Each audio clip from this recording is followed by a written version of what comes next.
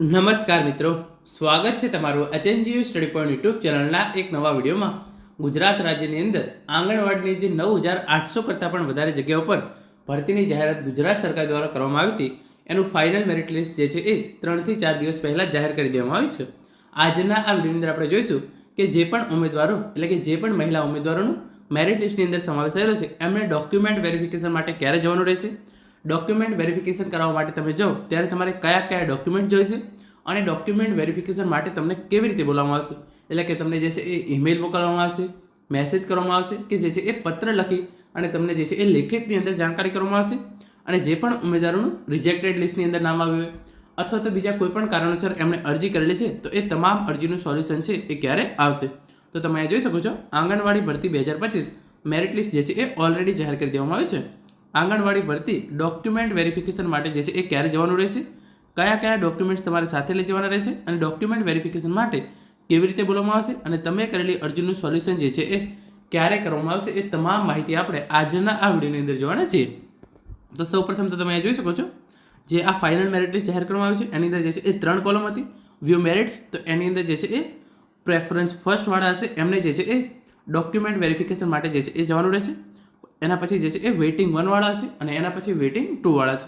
જે પણ ઉમેદવારોની અરજી રિજેક્ટ થઈ છે એમને જે છે એ રિજેક્ટેડ લિસ્ટની અંદર આવશે અને એમણે પણ જે છે એ અરજી કરેલી હશે અને અપ્લાય ગ્રીવન્સીસ પર કરી અને તમે તમારી અરજી જે છે એ ઓલરેડી કરી દીધી હશે અથવા તો તમારી અરજી જો હજુ સુધી કરવાની બાકી હોય તો તમારે જે છે એ અરજી તમે કરી શકો છો હજુ સુધી.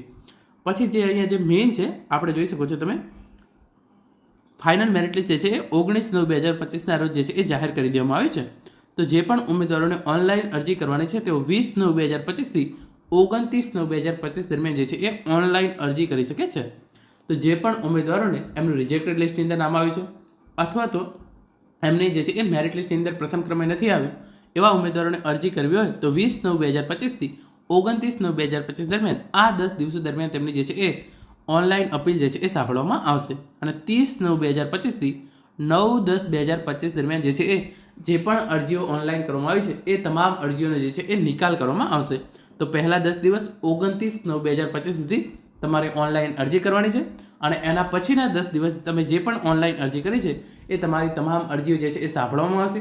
તમારી અરજી રિજેક્ટ પણ થઈ શકે છે અને તમારી અરજી જે છે એ એક્સેપ્ટ પણ થઈ શકે છે અને એના આધારે પછી મેરિટ લિસ્ટની અંદર જે છે એ ફેરફાર થઈ શકે છે.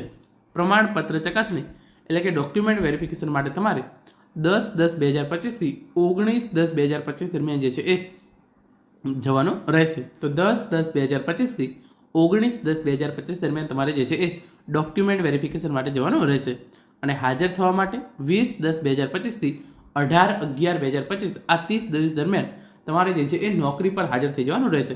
એટલે કે 10/10/2025 થી 19/10/2025 દરમિયાન આ 10 દિવસ દરમિયાન તમારે જે છે એ તમારું ડોક્યુમેન્ટ વેરિફિકેશન કરાવી લેવાનું છે અને તમારું ડોક્યુમેન્ટ વેરિફિકેશન જો કમ્પ્લીટ થઈ જશે તો તમને જે છે એ નિમણૂક પત્ર આપી દેવામાં આવશે અને તમારે પછી એ નિમણૂક પત્રના આધારે 10 દિવસ એ થઈ ગયા એના પછી તમારે જે છે એ 20/10/2025 થી 18/11/2025 આ 30 દિવસ દરમિયાન તમારે જે છે એ તમારી નોકરી પર જે છે એ હાજર થઈ જવાનું રહેશે.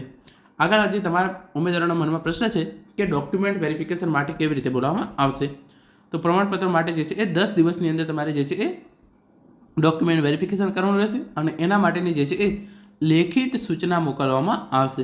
એટલે કે તમારું જે પણ એડ્રેસ હશે ત્યાં તમને જે છે એ લેખિતની અંદર સૂચના મોકલવામાં આવશે કે તમારે જે છે એ ડોક્યુમેન્ટ વેરિફિકેશન માટે આ તારીખથી આ તારીખ દરમિયાન જે છે એ હાજર રહેવાનું રહેશે. એની અંદર સ્થળ, સમય અને જગ્યા તમામ ઇન્ફોર્મેશન જે છે એ આપેલી હશે. તો તમને લેખિતની અંદર સૂચના જે છે એ મોકલવામાં આવશે.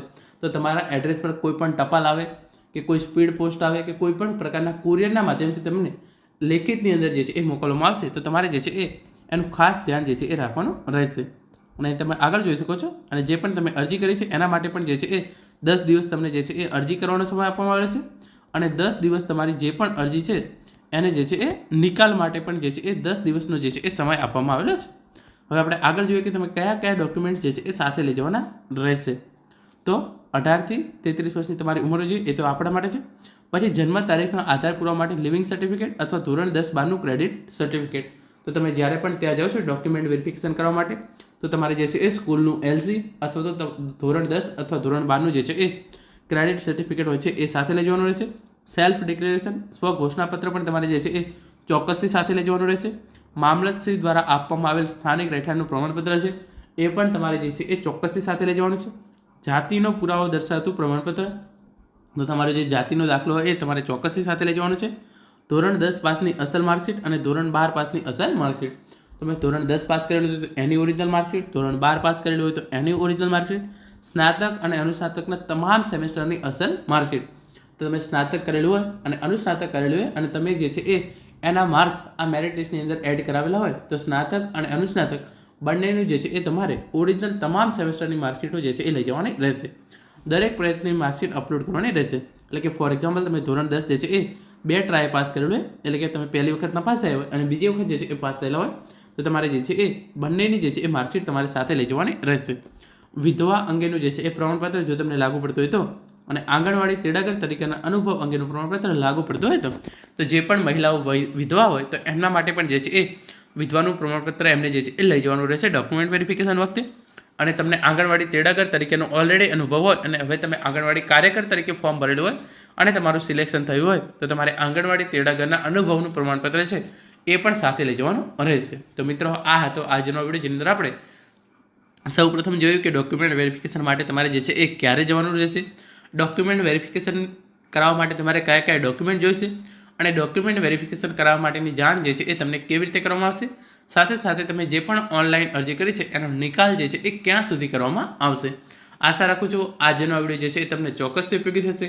Thank you so much for watching.